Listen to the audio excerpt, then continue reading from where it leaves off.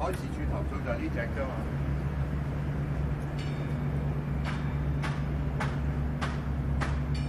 幾有型啊！咪係咯。拖蝦定咩啊？應該拖蝦。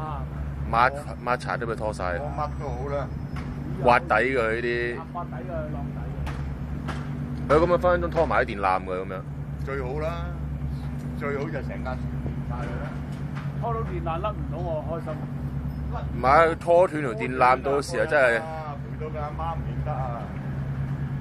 啲電腦全部上唔到網啊，電話全部死晒啊！搞鑊死先得啩，佢起咗應該。咁啊中啦，中排位啊，中穩晒啦。今晚擺鳩上去 YouTube 先。